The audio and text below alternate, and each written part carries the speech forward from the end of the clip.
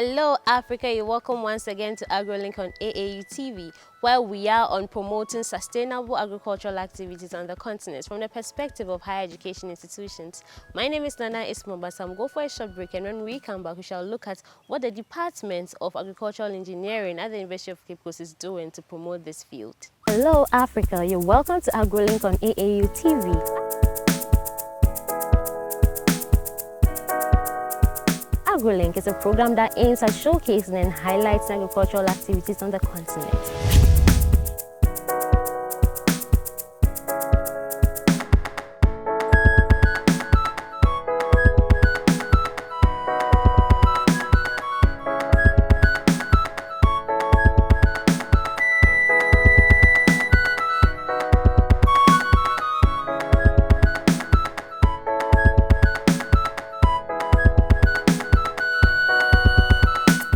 You're welcome back from the break. Okay, you're welcome to AgroLink, sir.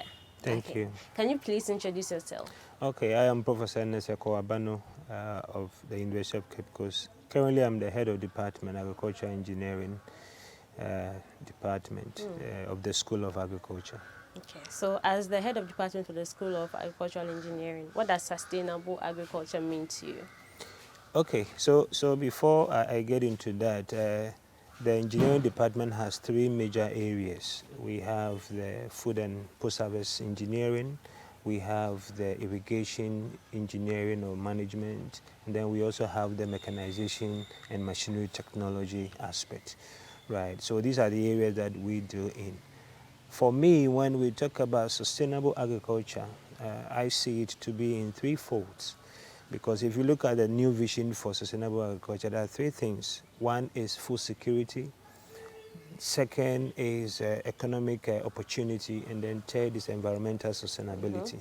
So all the things that we're doing as a department, hovers around these three pillars: providing food security for all, creating economic opportunities and growth for the country in a way that is environmentally sustainable. Right, so if everything we're doing does not hover around these three, then we feel that it's not sustainable enough. Right. So in terms of food security, that is where food and post-harvest engineering comes in, because when we harvest during bumper season, we are not able to eat all, so we need to process some so that it can last long for the people. In terms of that, we have done so many research in that regard. We have talked about gari processing, where we introduced OFSP, and we introduced OFSP, that is orange flesh sweet potato, into that because we realized that vitamin A is a major issue in Ghana. We have also introduced that into fufu, so that we make it a powder form so that people can, this is something that is even done at the highest level. We have also introduced that into cassava noodles. Cassava noodles? Noodles, yes. That is also something that we are doing. So that is just one aspect of it. In fact, we have even introduced OFSP and then teggy berries, okay, into some food that when people consume, you're able to help solve the vitamin A and the iron situation we have. Because food security is not just about availability, but the nutritional aspect. And that is what we call hidden hunger. People can take in all the food they do, but nutritionally they are also deficient. So that is food security. The second one I talked about is economic opportunity. Over the years, traditional engineering research has been on the engineering aspect. Yes. But now, as a university and as a department, we have introduced the entrepreneurial aspect. This is in line with the vision of our Vice Chancellor, Professor Johnson Yanko, because if you have an engineering solution and people cannot create money or business out of it, then what is the benefit? And so consciously, we have introduced what we call techno-economic analysis in almost all the technologies that we churn out to society. So the OFSP gari issue that I talked about, we need to be able to now do the economic analysis and say, okay, if I introduce OFSP into the already gari that we have, what will be the economic benefit even to processors. So these are things that we intentionally do. The same applies to introducing that to fufu powder or any other things that we do. Of course, environmental sustainability is also Very something that important. very, very important, because now we know the issues of climate change, right? So we need to consciously, do all of that so that we can promote sustainable agriculture. So if you ask me about my understanding of So sustainable sustainable agriculture, it's a agriculture, comprehensive. then this is it. All right. So, Prof, now you mentioned that lots of the activities you have ongoing when it comes to promoting agricultural entrepreneurship from the engineering perspective. But you realize that there are a lot of students who study agriculture. They finish, okay, people assume agriculture is just planting and then rearing animals, but it entails more than that. There are so many angles people can take it from. Yeah. Even looking at the entrepreneurial side, a lot of people are home. Yeah. They are not getting jobs to Yeah. do. There are so many things around them that they can't even start with. Yeah. So what do you think, in your opinion, especially looking at the high rates of graduate unemployment in our part of the world, is the state of agricultural entrepreneurship from the engineering perspective? Yeah, thank you so much. In fact, for me, I see a lot of activities from an engineering perspective along the agricultural value chain. Because some time ago, I did 4 acres of maize. Oh, okay. Right. No, 4 acres of maize. First of all, you need to prepare your land. Land preparation, involves sometimes weeding, and weeding can be mechanized. In fact, we have seen elsewhere where we mechanize weeding. When it comes to even tilling of the land, there are tractors and other implements that can be used to till the land, to make it conducive for other agricultural production. When it comes to sowing, we have seed planters, that we can use to plant maize on a large scale. And then after that, you do harvesting. That is why we have what we call combined harvesters. When you harvest, combined harvesters will cut and then do the shelling of maize. And then before you get to even the drying aspect of it, right? So you see that from land preparation, we can have employment in there. A group of young graduates can come together. Their specialization will be getting the required machinery to do weeding alone. And that is a lot of income for. When it comes to land preparation, the use of the tractor and the moldboard plows and other things just to, prepare the land. There's a huge investment in that. We have also done work on pineapple value chain. To prepare an acre of land for pineapple production. Currently is about 2,500, 3,000, just an acre. Just an acre. So my point is that, assuming you're an agriculture engineering student, you finish university, with this training that will give you about how you can use a tractor to prepare land, 2 or 3 people can come together, get a small business plan. Assuming you don't even have money to buy the tractor, which is about, say, 140 something or 200,000 thereabout, you can bring out a business plan, take it to anywhere. Once they see the opportunities in that, they will support you to all your parents or people that will buy into all of that, will help you to do that. Now, when it comes to drying, just about a month ago, I do most of the things that I talk about. Just about a month ago, I dried about 2 acres of maize for a client, because I specialize in drying. And so I have machinery that I use for drying, because you realize that this period, we've not really had continuous sunshine. So their maize were just going bad, and they had to fall on me to do that for them. And if you dry 2 acres of maize, the amount is good enough. And I can do this within, say, 1 week.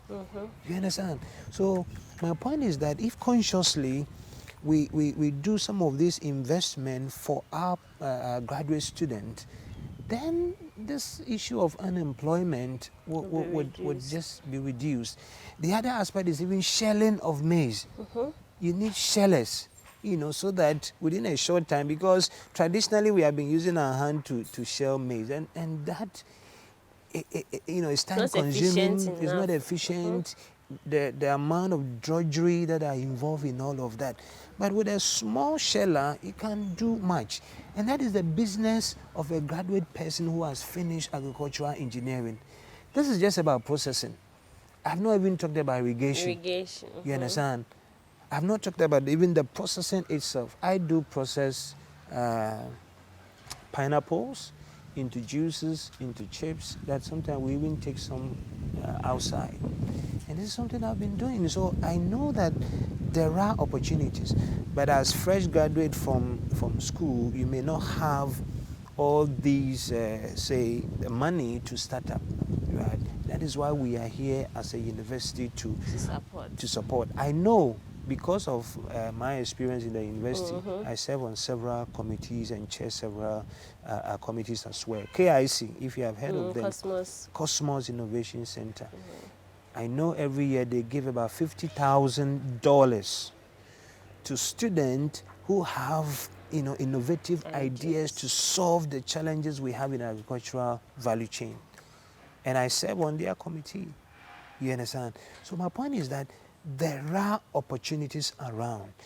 Graduate students should, open their eyes, talk to us as a university, we have Design Thinking and Innovation Hub of the University of Cape Coast that helps to, shape ideas so that by the time you even leave the shores of the university, you are ready for investors to, invest in your business and, help you scale up.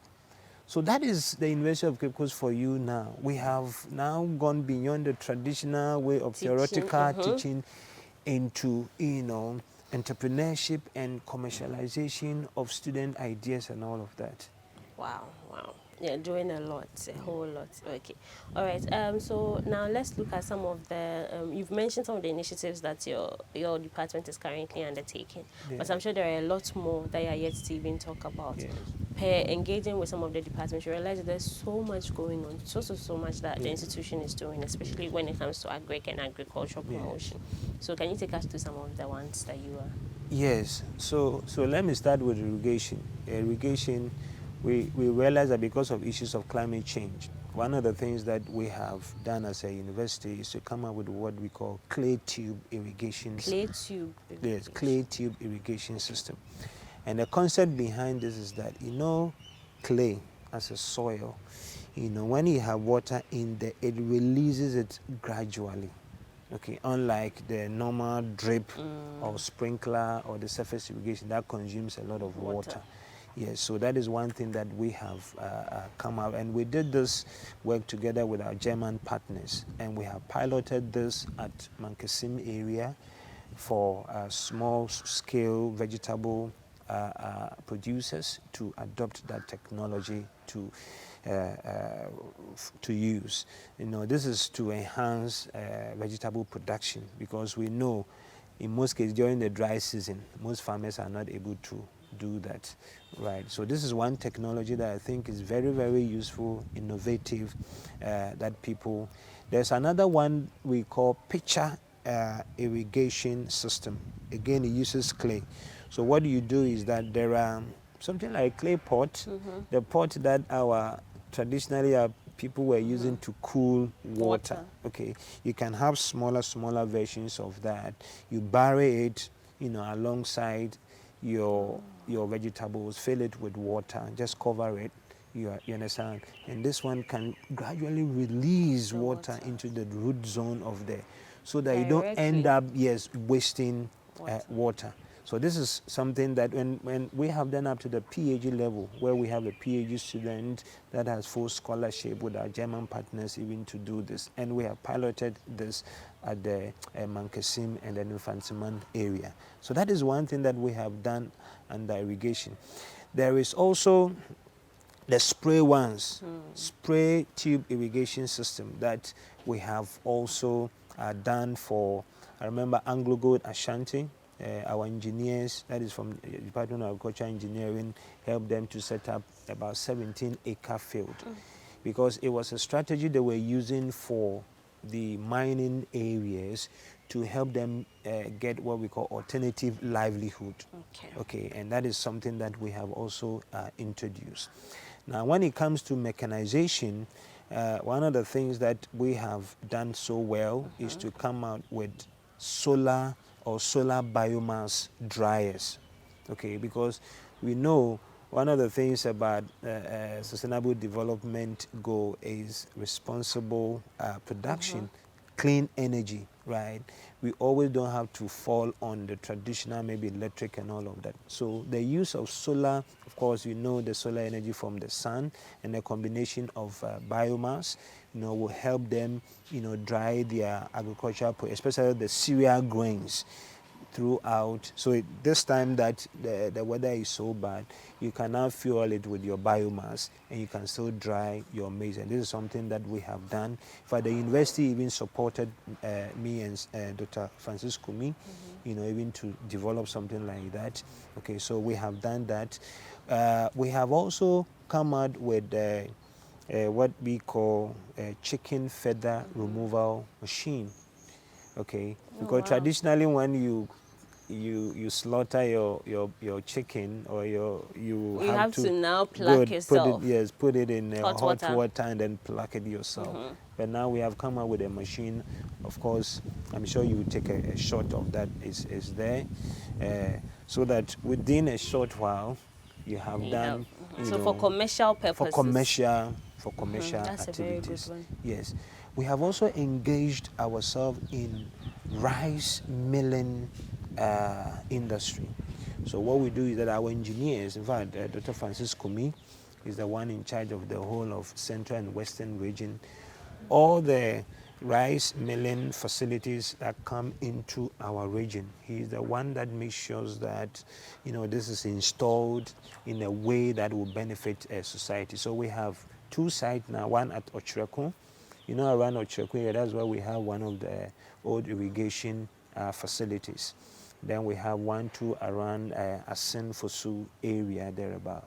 Okay, so Dr. Francis Kumi will come and talk about the details of all of that. Okay, right. And then when it comes to food processing, that is food and post-harvest engineering, that is my area, and that I know we have done a lot. One of the things that I have done as an engineer is to even introduce fruit drying into our country. Fruit drying, yeah. Because it was something that I remember about 15, 16 years ago when I started that research. People were like, fruit drying? I can't, see far or think far about fruit drying. So I talked about mango drying, pineapple drying. And pineapple drying now is some of the things that I even do. In my department, we have registered a product with FDA that my department, dries pineapple for the university community. In fact, we also take some even abroad. Through that, we have worked with industries in Ghana that are into dried fruits. One of them is HPW. I don't know whether you have heard of them. HPW, fresh and dry. They are around Adesu in the eastern region. Just about 3 months ago, I went there to train all their staff about how they can dry quality product. Because they dry pineapple, they dry mango, they dry banana, and they dry coconut for export. Right. There's another company, Bomat around in Sawom. They also do dried fruit, dry mangoes, and all of that. So we have also helped, in the training of their staff. So that is just drying.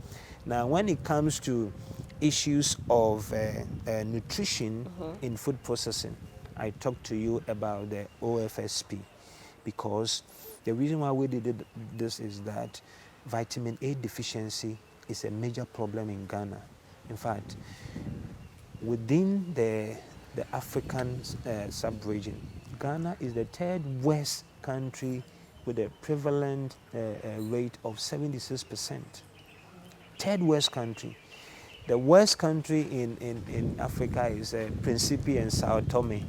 They are around 84 thereabout percent, followed by Kenya. Kenya around 82 thereabout, and then Ghana we are 76. So vitamin A deficiency is a problem. That means that if we don't tackle it as a country, you get to 60, maybe thereabout, and you are likely to go blind. Right, good. And so this is something that we have consciously over the years, tried to talk about it. So one of the innovative things we have done is to introduce OFSP, okay, or what we call a beta carotene. Beta carotene is a precursor of vitamin A into our gari, because we know gari is a food security product.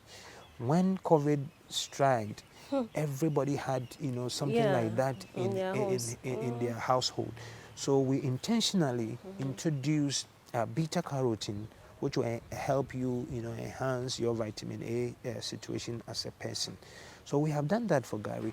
We have also done that for bread intentionally, and I am happy to even note that when we started that research, within a short while, Casa de Europa, just also picked up that idea. Yes, they have and then they were producing orange flame sweet potato.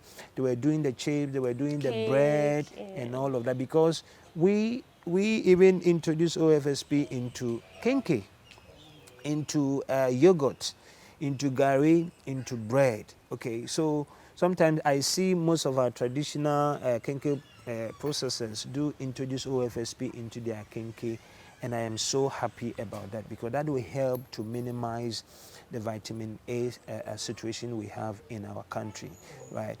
The other thing I also talked about is introduction of all of that into noodles. In fact, this research, as I speak, is ongoing. So I'm not going to give you all too much information, because you usually say we want to be the first to produce in everything that we do. Right. Oh, so wow. This is just, we have done mango drying, as I indicated to you, and there are technologies, because when it comes to drying is energy intensive. Exactly. Energy intensive, good. It takes a lot of energy. So there are some technologies that we have introduced as a university. One of them is electromagnetic radiation. Okay, microwave assisted drying. If you're able to, use some of these technologies, at least it can reduce your energy by about 30%, so that your product will be cheaper for everybody to be able to purchase and then enjoy. Oh, wow. I've enjoyed this discussion, but Prof, we'll go for a break and then we'll continue. We'll go for a short break, and when we come back, we shall continue with this discussion. Hello, Africa. You're welcome to AgroLink on AAU TV.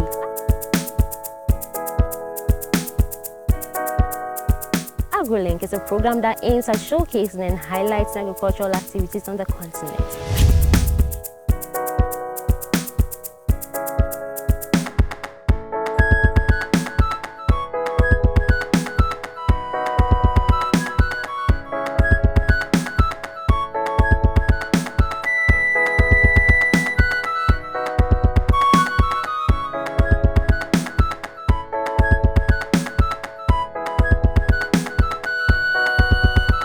Yeah, welcome back from the break. Okay, so Prof, you realize that you have so many initiatives that you currently have ongoing. Yeah.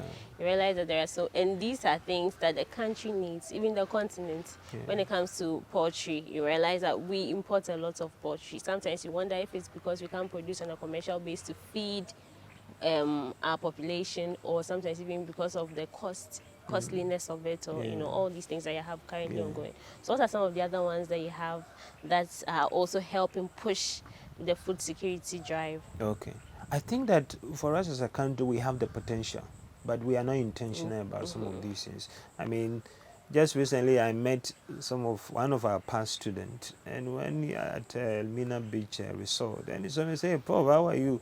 I said, "Prof, now I've gone into full-time agriculture, and it's poultry. And this guy, has amassed wealth that he can take his family to, Golden Beach Resort to come and, spend some holidays."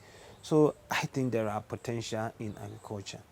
For us as a university and a department, one of the things that we have also done is introduction of artificial intelligence in our food value chain system. That one we have done is championed by Professor Ernest Ekow, because we have introduced artificial intelligence in rice, Okay, because when you go to buy rice, how will you know that this rice, Exactly. you know, is of good quality from here or there? Artificial intelligence, the use of near infrared can be introduced into our mobile system, and we use that too. We have also used the same technology to detect Sudan 4 dye in oil palm, because we realized that again our oil palm that was also going to Europe, there were several rejects that along the chain people add Sudan 4 just to enhance the color. Okay, we have done that. When it comes to issues of fertilizer, sometimes farmers go and buy fertilizer and they use it on their farm, they don't get the needed. Okay, so how do you know that the fertilizer I have purchased is of the right quality Quality. for my product? We use NIR to just detect all of that. Okay, when it comes to even drug, so this technology we have introduced it a lot, and as I speak, the engineer who is championing that is even in Philippines, you know, trying to also propagate that technology to Philippines, you know. So you can imagine, and that is why UCC now is the best university in Ghana, In West Ghana. Africa, and seventh best in Africa, because our staff, they are doing a lot. Over the years, we have not been talking as a university, but we feel that this is the time to showcase the things that we You are have been doing, and doing clearly you over are the doing years. so much, Yes, so much. yes, Okay, so Prof, you realize that in all that you are doing is to serve the or improve the livelihoods of the continent and even yes, Ghana. yes. So, are these commercialized? All these initiatives, how do they get to the local farmer and even the consumer? Let's say detecting the quality of rice. When you go Yes, to the market, you realize sometimes it looks like even the sacks have been opened, rice have been changed. You see, you buy this rice yes, expecting to get the rice. You go home and then certainly, it's something totally different. certainly, Yeah. So certainly, how do these certainly, yes, technologies come to the yes. consumer? So for us as a department, one of the things we have done is to partner strongly with the Food and Drugs Authority. Oh, okay. We partner with them a lot. You know, a lot go into research. We spend money on research.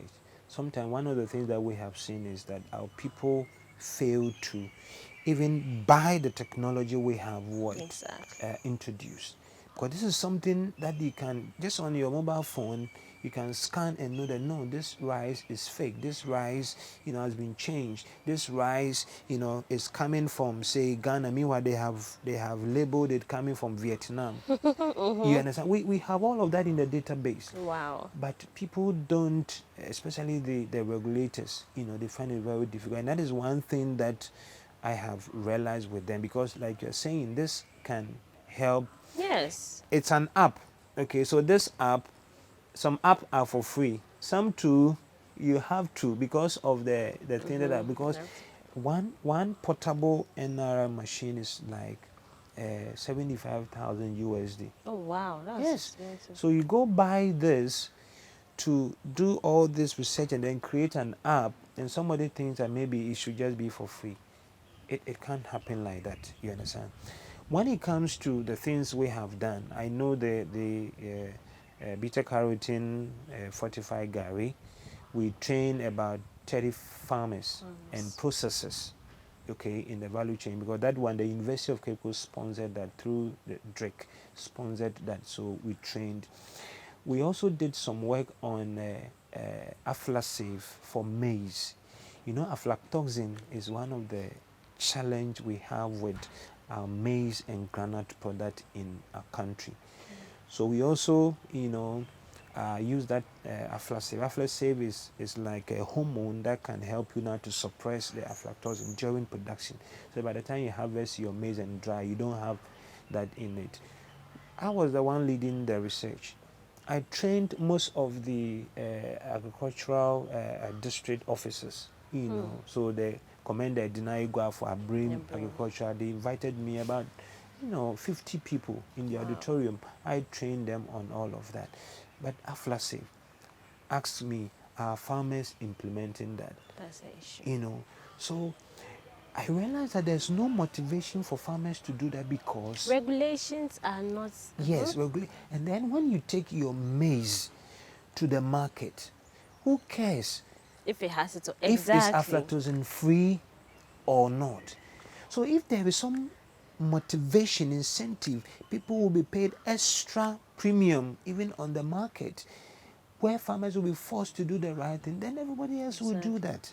Yes, because I've Okay. come to realize that most of the practices that higher education institutions are promoting are not in line with what policymakers are pushing. That is And it. this makes it difficult It makes it for very some of the difficult. things Very that difficult. actually are for our own benefits. Very difficult for We us. can't also get them. Consumers ignorantly, we have Yes. no idea what's going on. Yes. We go purchase what higher Yes. education institutions are Yes. researching into Yes. doesn't align Yes. with. So if like our regulators are able to even say, approve everything that comes to our market, Exactly, before it hits the then markets. people will be forced, to do the right thing.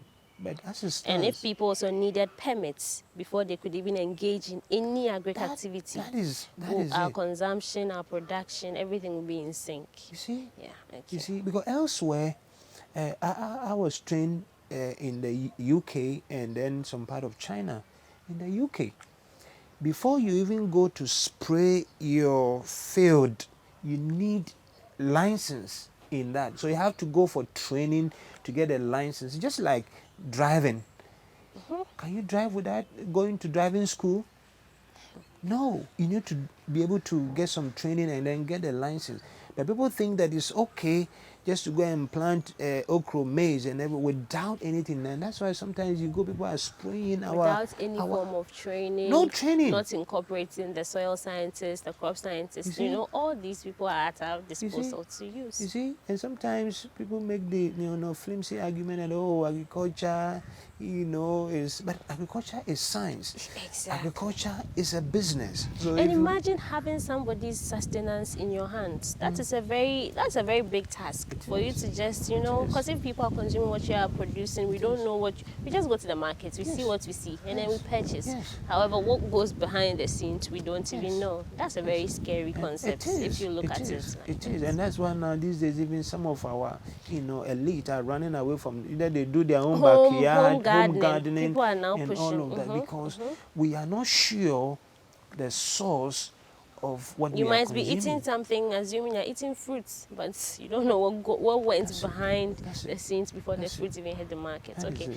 so now, Prof, this brings me to another important question. Let's look at some of the challenges when it comes to, because now people are pushing for entrepreneurship. Agriculture seems to have the potential to employ almost everybody along the various value chain. You mentioned even land preparation, even before soil testing, even crop selection, variety breeding, all that, and even in the engineering, all sectors. If you look at even computer science can be incorporated into agric. If you look at psychology can be incorporated into agric. Sociology, so it's like a very broad scope that has the potential to employ every person. So, Prof, but however, you realize that there are so many challenges. Agric in our part of the world is not promoted as it should be. It is not even seen at the capacity that it needs to be on. This limits the thinking of policymakers, of individuals, on why agric should be championed. If we are looking at promoting the SDGs, you realize that along all the goals, agric plays a role. However, we are not being, the sector is not well positioned to solve these challenges. So, Prof, in your opinion? For me, I think that we are gradually losing focus as a country on the backbone of our economy. I was sad to note that 20 years ago, the contribution of agriculture to GDP was around 50–60%. Now, as we speak, it's around 18–19%. No, that shouldn't be. That means that the country is shifting focus from an agrarian economy to a service economy. So very soon, if another pandemic should strike, all of us are likely to go hungry because we are not paying attention, the needed attention to agriculture. From policy makers, sometimes we talk about 1D, 1F, planting for food and jobs. 2018, I was the leader of the group that selected the best farmer. And sometimes when you go out there, it doesn't reflect what we see on the ground. Okay, so it's more of lip service and all of that than the real action. sometimes, yes, we as researchers, we also take part of the blame. You understand? Because up until now, we have not even introduced the techno-economic analysis of most of the things that we do. So if I'm to apply fertilizer, okay, what will be the benefit, you understand, to me as a farmer? Farmer. Sometimes we are not able to, all that we say is that, oh, when you introduce fertilizer, maybe the yield is that much, but we are not able to give all the, and that is why currently we are, doing more research on that. Agricultural financing is one of the things that we are also not taking serious, because there are a lot of students that finish university with a BSc agriculture. They have the skill at least to start something, but They are not. sometimes even our land tenure system Exactly. is another challenge. You go into some agreement, you start some small farming. If things are going well, the landowners come on you. I'm taking my land, because he has seen that you are doing well. Either you pay Now him I want to more, also do the same thing, so leave. leave. You've also heard of galamsey now, Exactly. you see, because we know that yes, you not get so much in agriculture. Maybe you get 20% or 30%, but people are going to into mining to get like maybe 60, 70%, and all of that. They are not ready to wait for agriculture. You think that, oh, agriculture would take me, 2, 3 or more years to be able to at least get a lot of money. Galamsey is there. Why don't I? We saw people now giving their cocoa farms. Farms, Okay, yeah. so all of these things borders on, policy, Policy. action, implementation of the things that And we have adopted support. for ourselves as a country. So it makes life very difficult for all of us. Very, very difficult. Sometimes even good roads to places that we do real agriculture is a challenge. Now flooding issues, okay, climate change has now come to also worsen the situation. So now we have a lot of floods, coming into, destroying the farms that if we now estimate the loss that is associated with this recent Akosombo Flood. flood issue, you'll be amazed. Rice farms that are Tilapia engulfed with farms. tilapia, pineapple, banana plantation, Mango. mango, and all of that. So it's a real issue. Agricultural insurance. Sometimes you go to most of these insurance companies, none of them are willing even to insure That is our where the people. issue. This is where Okay. the policymakers, governments, even Yes. private individuals should Yes. step in, Yes. because it's a comprehensive. It requires a comprehensive approach. That's If it. not, the issues will keep persisting. That's it. You realize, even engaging with some of the researchers, they will tell you there's no point in talking. Yes. The talking has been done for decades, That's but it. no action. That's it. So what's the point of still talking Yes. when no matter what you say, Yes. action won't be implemented? So that is the real challenge we are facing as a country. It makes life difficult. And you realize that the challenges runs across the various disciplines. Yes. It's the same thing. Yes. People are pushing for it. People are pushing. However, it's being blocked at a Yes. point. You realize it's as if they are Yes. doing you a favor. Ghanaians are hardworking people. Exactly. Because when I see them abroad, in Israel now, these days we send students almost every year to Israel to go and learn, because Israel, they have a lot of, they have land being a desert, and yet they have serious technologies that they are, and then some part of Denmark. But it's not been easy. It's not been easy. Okay. So, Prof, finally, to conclude, you have the platform. Yes. There are so many things the institution is doing in line with promoting agricultural sustainability and even addressing food security. There are so many challenges that you're encountering, but you're still navigating these to ensure that the livelihoods of people around this community and even the broader African continent are addressed. So, Prof, feel free. Yes. So my final word, one thing I would say is that, policymakers will need to, go back to the drawing board and start to see agriculture as the bedrock of our economy. But if we are not able to do that, then we will continue to see this contribution to GDP as we are seeing. We should be able to support our young graduates to go into agriculture. They have the know-how, they have Exactly. the potential. All that they need is some seed capital, okay, to go into agriculture. And we know that our country would be the you know, a nice country for people to come and then witness. Of course, as a university, if anybody has any challenge with how to, you know, see to your idea, the Design Thinking and Innovation Hub is there. The Vice Chancellor under his office has also set up what we call entrepreneurship, enterprise development and business incubation unit, for which I am the chair. If you have all the ideas, come talk to us. We have the people from industry and academia that can help you to shape up your idea, and also link you to some potential funding, as I talked about the KIC innovations, the Bet Ghana project, for which I was also a member. We're sending people to Germany to also receive additional training in agriculture, food processing, and all of that. So we want to encourage you. It is not easy, but once you have the commitment, we're sure that we can do this as a country. Okay. All right. Okay. So, thank you very much, Prof, for your time. Okay. As we've just heard, agriculture has the potential to address all the challenges that the continent faces. We have similar problems, and we are calling on stakeholders to assist in solving these. My name is Nana Ismabasam, and this has been AgroLink. Do stay tuned on AETV for more educational content.